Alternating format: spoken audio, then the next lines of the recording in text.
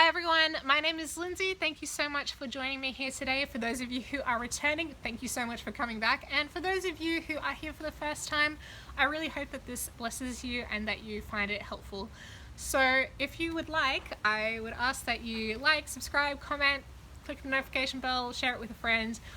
Any of those things. It really does help other people find this content so that they are able to be blessed by it and to grow in their walk with Jesus too.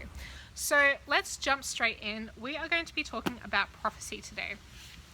Now, here on YouTube, there is a lot of prophetic words that I have personally come across, and a lot of them have to do with like kingdom marriages or, politics or whatever. There's all sorts of different things that people put prophetic words out about, and so I find it really difficult to know sometimes there's so much to choose from, to sieve through which ones are relevant for me and which ones should I just say, all right, that's obviously for someone else, or that's obviously a false prophet. How do you know what's what? So let's kind of get into that. So in Amos chapter 3 verse 7, it says, "Surely the Lord God does nothing unless he reveals his secret to his servants the prophets." Now the word secret here, I want you to have a think about that for a second. Who do you tell your secrets to? Do you tell them to your worst enemy, or to random strangers or acquaintances that you don't have much to do with? Or do you tell them to people that you're really close friends with, or close family, or just people that you're very, very close with in whatever way? For me, I have learnt over the years to only tell my secrets to the people that I am close to, who have my best interests at heart. I have told my secrets to other people down the track that had no business knowing, and that's not the wise thing to do. And we're going to see how that plays out down the track here today. But this idea of friendship, so it reminds me of Genesis chapter 18 verses 17 to 19, where God is just about to get up from a yummy meal with Abraham and go and destroy Sodom and Gomorrah. So they've just had a good time eating, drinking, and Abraham has just learnt that this time next year they're gonna have a baby called Isaac, and that caused a whole bunch of laughter around the room. And then God gets up to go, but before he goes, he's like, "Hold on, guys." And so we see there's three men here. This is the Trinity coming down to have a meal with Abraham. It says in verse 16, "Then the men rose from there and looked towards Sodom, and Abraham went with them to send them on their way.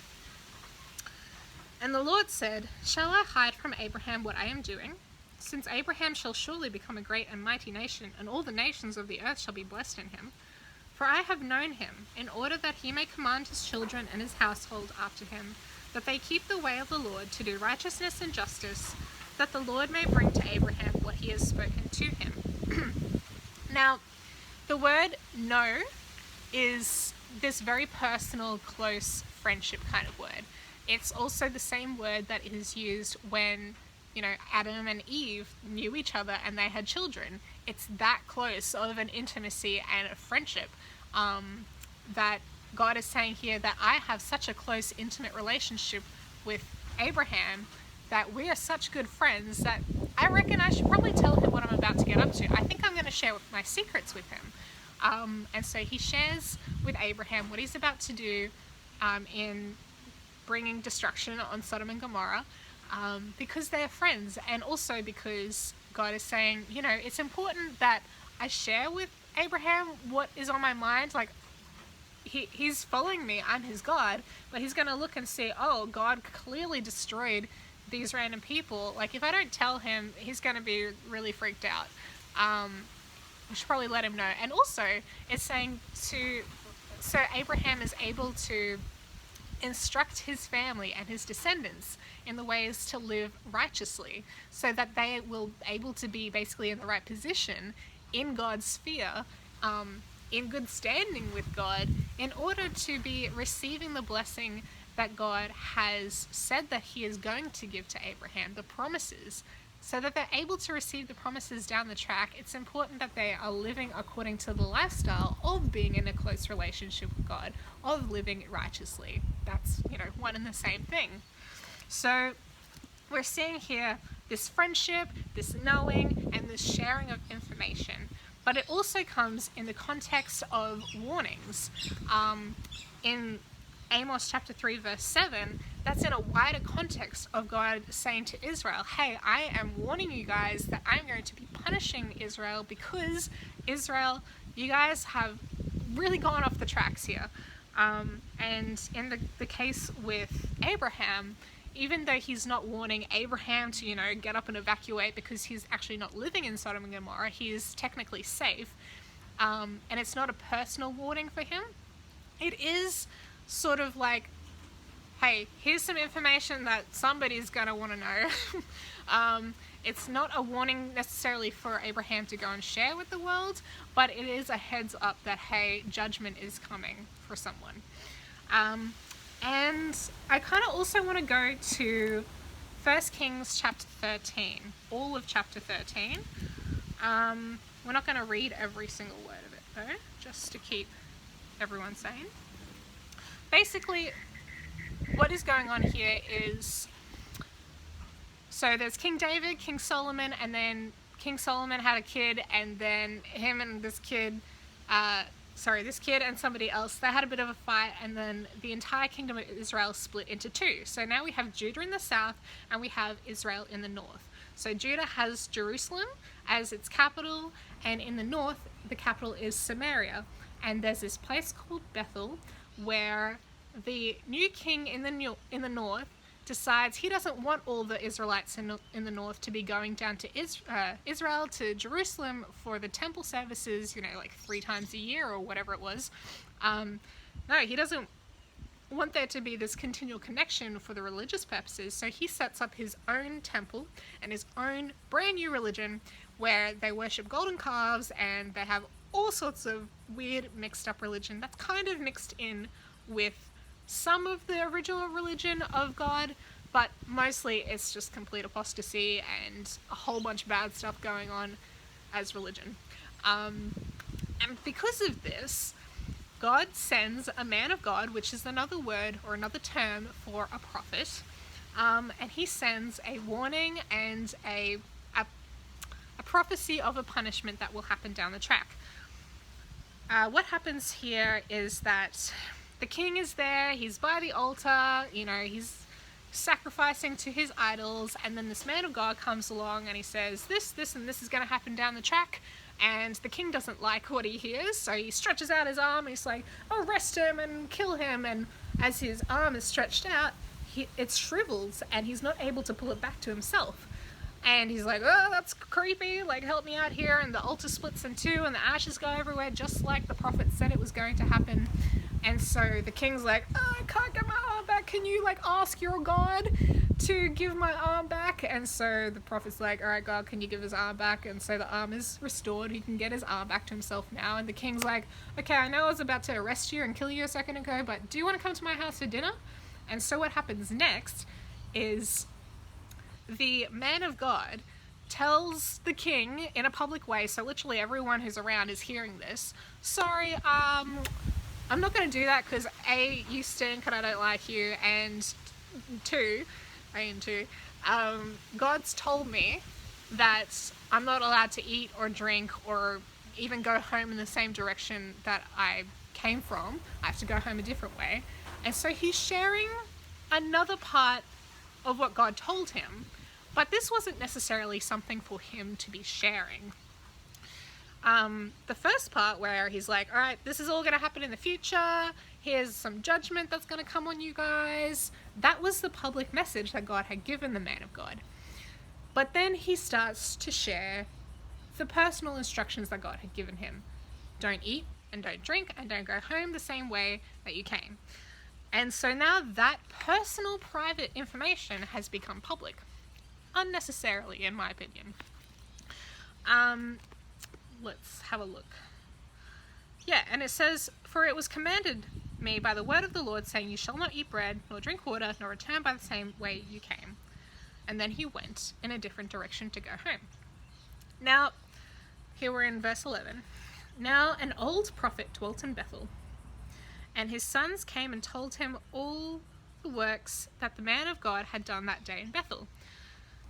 They also told their father the words which he had spoken to the king. So not only do the sons of this old prophet say, hey, there was this like crazy spectacle in the court today where the king did this and then he did this and there was a whole bunch of craziness going around. But then they're also like, and the prophet, like the man of God, he said a whole bunch of stuff, including that he wasn't allowed to eat, drink, or go home the same way. And then he went home a different way.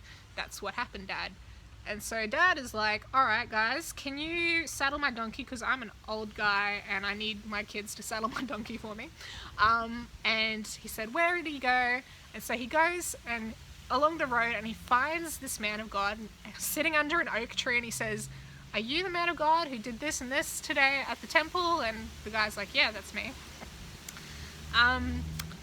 Verse 15, and he said to him, come home with me and eat bread. And he said, so this is the young guy now, I cannot return with you, nor go in with you, neither can I eat bread nor drink water with you in this place. For I have been told by the word of the Lord, you shall not eat bread nor drink water there, nor return by going the way you came. Does he need to be telling this old guy who he doesn't know this kind of information? Couldn't a simple no, I have somewhere else to be, have sufficed? Why does he need to be sharing this personal instruction that God has given him?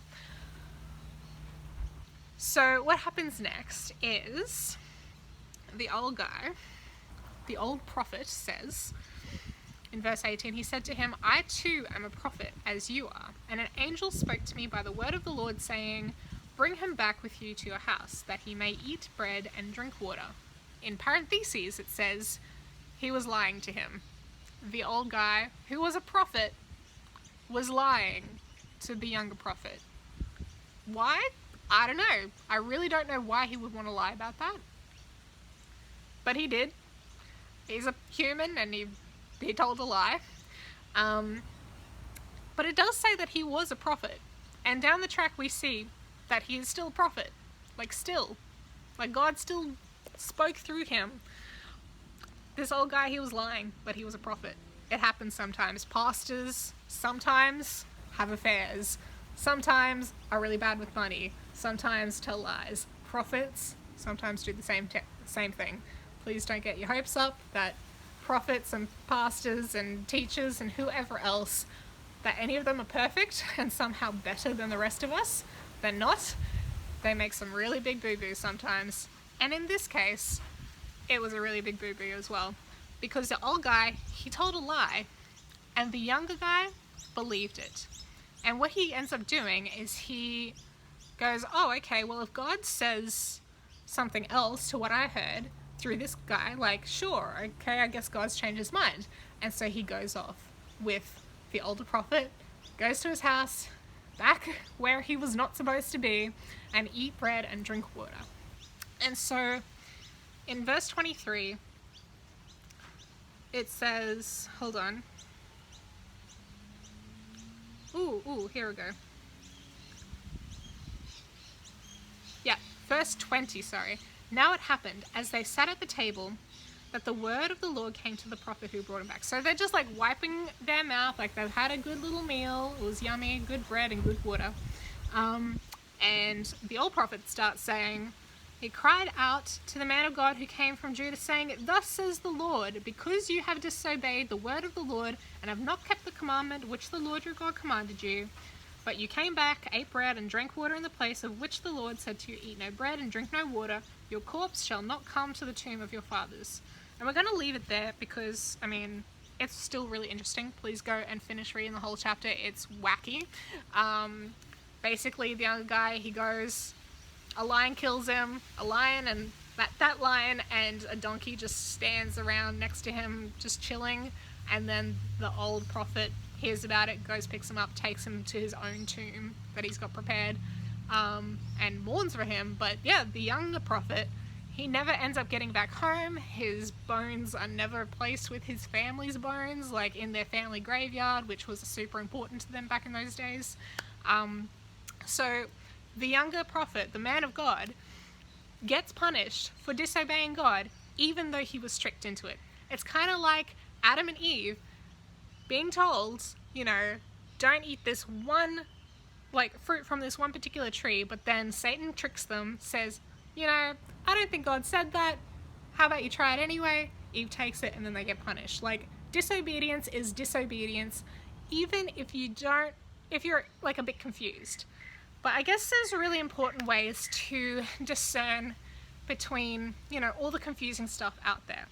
If you are not 100% sure that God actually did say something, you actually need to ask him and hear from him directly and get confirmation in whatever way that you know that you and God communicate.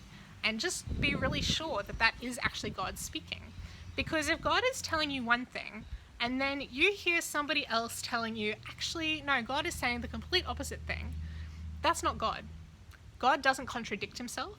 God does not create confusion. God is love. God would not do that because he is love. He physically cannot do that. It's just completely against his nature. It would be like split personality disorder. God doesn't have a split personality disorder. God is perfect and pure and loving and kind and good and all of those wonderful things. He doesn't go around confusing people just because why not? He doesn't go and test you sometimes, by saying, all right, do this, and now I'm going to send somebody else to tell you to do this, and you pass the test. It doesn't work that way. God says this, and you go do that, and then be done with it. He doesn't, And if you think that maybe, hey, God might be changing his mind halfway through an assignment or whatever he said, you really need to actually check in with him. Okay, God, you told me this, but now this guy's over here telling me an angel told him that you told the angel to tell me that I need to go and do the complete opposite thing. Was that you? And actually hear from him yourself. Because the man of God obviously could hear from God himself in whatever way that came, whether it was a vision, a dream, audible voice, whatever. But then he goes and listens to somebody else who we find out later was lying, even though he was a prophet. This prophet, he was known as a prophet. He was an old guy. There weren't heaps of prophets back in those days. There probably might have been 10 prophets in the country at one time, maybe, in this particular era. He would have been fairly well known enough for this young guy to go, oh yeah, I've heard of Uncle Jim the prophet. Sure, his prophecies have come to pass in the past. His prophecies have come to pass. Anyway, so he's trusting the reputation, perhaps, of this prophet, even though this prophet is now choosing to lie and use his own reputation as part of his manipulation of this young guy. Why he's wanting to manipulate him, I don't know, but he did. Whether that was an evil spirit that was manipulating him in that moment, or what, I don't know why he did that, but he did. And that's not even the point here. The point is that the man of God, the younger prophet, he's not checking in with God. He's actually just taking some other guy's word for it and going along with it and ending up dying as a result. That's not good enough for any of us. So I really want to encourage you that you need to get confirmation. If you think God is now going in a new direction, get confirmation. God doesn't try to confuse us. And yeah, it's just completely against his nature. Don't backtrack or change direction, even if a prophet tells you something opposite to what God has already told you. It's really, really important. I've personally experienced this a couple times, where God has pretty clearly told me to do one thing. And then even though months and months later down the track, it wasn't looking like things were working, and then some of the people who I know in my life to have had prophetic gift, and to have, that has come true in the past, and I'm like, yeah, I can trust this person, they seem to be a prophet. They told me a new thing that completely contradicted the thing that God had told me months in the past, and I was like, well, maybe I'll go with this new direction because things aren't looking like they're going anywhere right now. And so I completely backtracked, and now, a couple of months later, I'm like, Why did I do that? Could I really trust what that person said? I wasn't fully convinced before I took that person's advice. It was kind of like a sure, I'll go along with it kind of thing. And now I'm like, God, did I do the wrong thing there? Sorry. Is there a way to get out of this pickle now? Because I don't know. So there, this applies to our lives today, and especially in the context of prophetic words, whether it's online or even at your local church or, you know, wherever, whatever context you're in. If you hear something from God, and you're quite convinced of that, and you've tested it out, and you've chatted with him about it, and you've got a direction to go in, and then somebody comes along on YouTube or, you know, at your local church or whatever, and says something completely opposite, you really, really need to check that out with God before you take any action on it. That's all I have for you guys today.